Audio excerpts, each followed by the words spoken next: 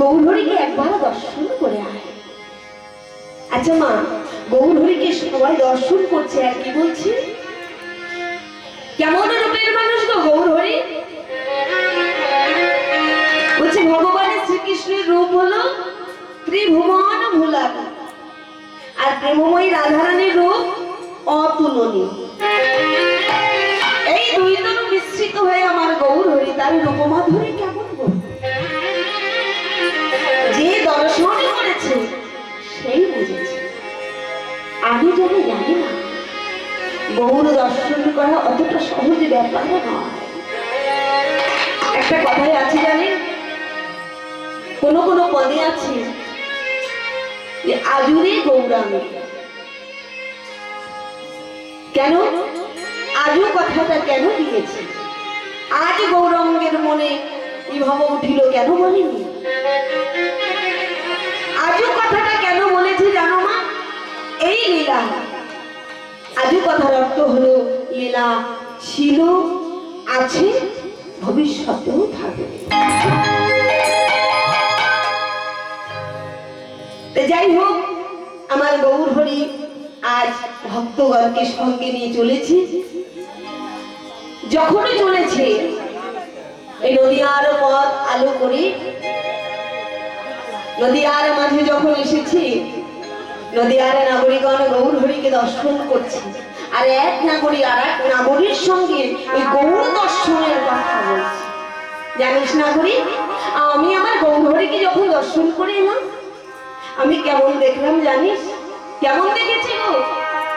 আমার অন্তরে গৌরাঙ্গ, বাহিরে গৌরাঙ্গ, গৌরাঙ্গ বলার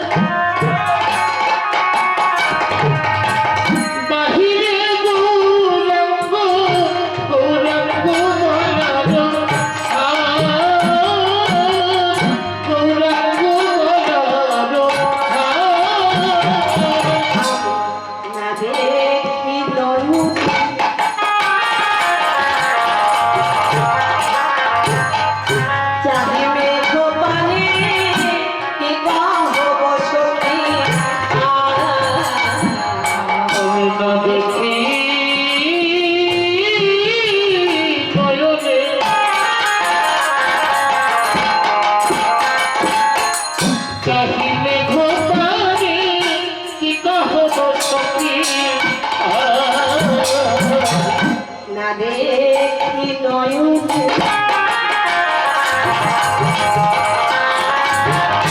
চাহিবে গো পানে কি কহব সখী,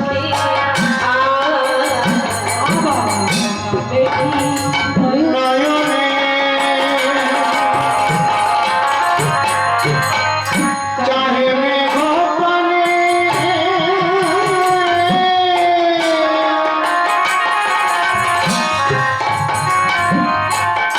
কি কহব সখী, কি কহব সখী। গৌর কৃষ্ণ কৃষ্ণ কৃষ্ণ, গৌর কৃষ্ণ কৃষ্ণ কৃষ্ণ বলে, কৃষ্ণ কৃষ্ণ কৃষ্ণ বলে, আজ প্রেমানন্দে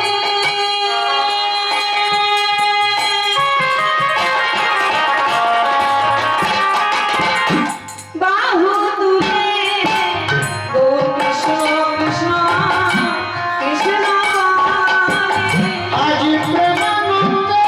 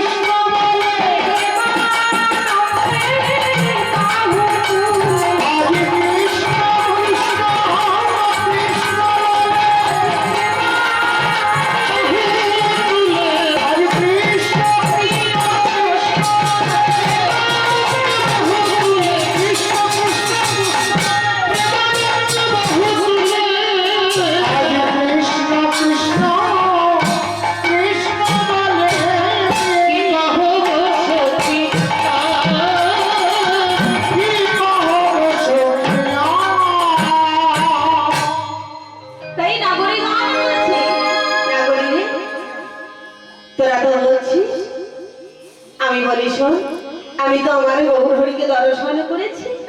দেখো মা, গৌর হরি এই জগৎ মাঝে কেন এসেছে? হরি নাম বিতরণ করবে বলে, আর কি প্রেম বিতরণ করবে। নামের ডালি নিয়ে যখন এসেছে আমার গৌর হরি, নিতাই চাঁদকে বলছে, যাও নিত্যানন্দ, তুমি একবারে গিয়ে হরি নাম বিতরণ করে এসো। নিতাই চাঁদ কলিজীবের দাঁড়ে দাঁড়ে গিয়েছিল, কলিজীবের দাঁড়ে দাঁড়ে গিয়ে হরি নাম আর প্রেম দান করছে। কিন্তু এই জগতের বাসী তো কেউ নিল, আবার কেউ নিল না। কেউ হরি নাম নিল, কেউ নিল না। কিন্তু গৌর হরির উদ্দেশ্য এটা নয়। এই কলির প্রত্যেকটা জীব হলো গৌর হরির পরম প্রিয়। একটি মায়ের যদি 5টি সন্তান থাকে না, কোন সন্তান ভালো, কোন সন্তান দুষ্টু, কোন সন্তান চোর, কিন্তু মায়ের কাছে সব সন্তানই কিন্তু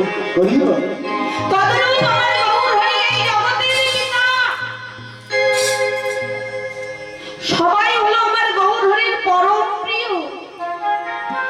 যে নাম নিচ্ছে সে তো নিচ্ছে, আর যে নিল না তার উদ্ধারের উপায় ছিল।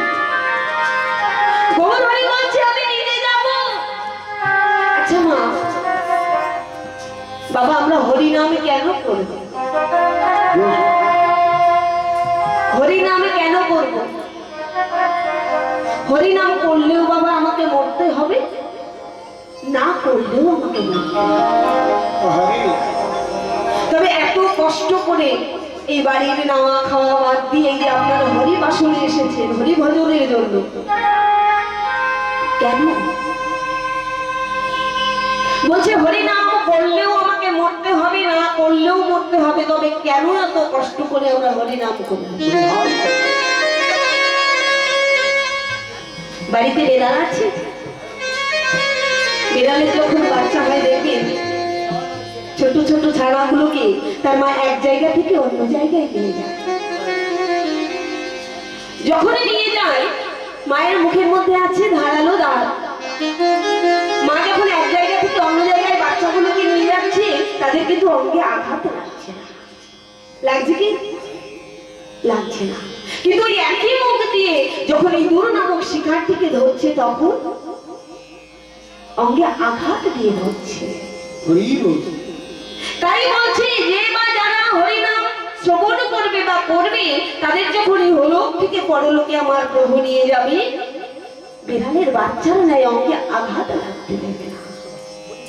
আর যারা হরিনাম করবে না, তাদের পরিস্থিতি হবে ইঁদুরের মতো। হরি বল, এই হরি ছাড়া গতি নাই বাবা। এই হরি নামই হলো সম্পদ। হরি নাম সম্পদ। হরি নাম জপ, হরি নাম করো, হরি নাম ভজ। এই হরি নাম 16 নাম 32 অক্ষর। এর অনেক তত্ত্ব আছে, কিন্তু পালার এখন অনেক বাকি। আজ আর ওদিকে যাবো না। যদি আবার কোনোদিন সুযোগ হয় তখন বলবো। গুরু ধরে জানতে হয় বাবা, গুরু আশ্রয় না হলে তার যে কৃপা লাভ হবে না। এই হরি ভজনের পথে আসতে হলে আগে যে গুরু আশ্রয় হতে হবে। পিতা মাতা জগতের গুরু, তিনি জন্ম দিয়েছে, কিন্তু জন্মের পরে অনেক কিছু শেখার পর্যায়ে আছে, জানার পর্যায়ে আছে, সেগুলো বাবা মা বলতে পারে না। ভজনের কথা আছে, সেগুলো বাবা মা বলতে পারে না। সেগুলো জানতে হলে গুরুচরণ আশ্রয় করতে হবে, গুরুর কৃপা বলে জানতে হবে। তাই আমার গৌর হরি কি করেছে? আজ তিনি মনে মনে ভাবছে, তাই তো এই কলির জীবকে তো উদ্ধার করতে হবে, ছলে গলে গলে কৌশলে। তাই প্রভু কি করেছে? তিনি নিজে জীবের দ্বারে গিয়েছে। প্রভু আমার নিজে জীবের দ্বারে গিয়ে হরিনাম বিতরণ করছে। প্রত্যেকটি জীবের দ্বারে দ্বারে গিয়ে হাতে ধরে পাহে পড়ে আমার গৌর হরি হরিনাম বিতরণ করছে। যে নিয়েছে তাকে তো দিয়েছে, আরে যে নেয়নি তার হাতে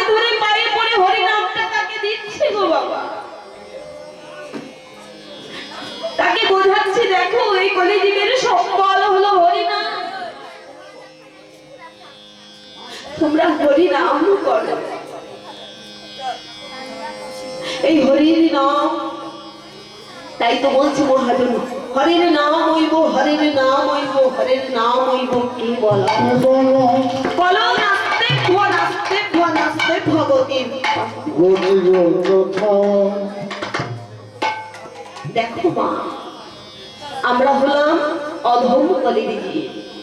প্রভু বলছে তোমরা সংসার করো, সংসারের ফাঁকে ফাঁকে হরি ভজনটাকে ভুলে যেও না। আমরা যখন এই মর্তধামে এসেছিলাম, প্রভুকে কথা দিয়ে এসেছিলাম, মাতৃ গর্ভের মাঝে যখন ছিলাম, কৃমিকীটে দংশন নরক যন্ত্রণা সইতে না পেরে প্রভুকে বলেছিলাম, প্রভু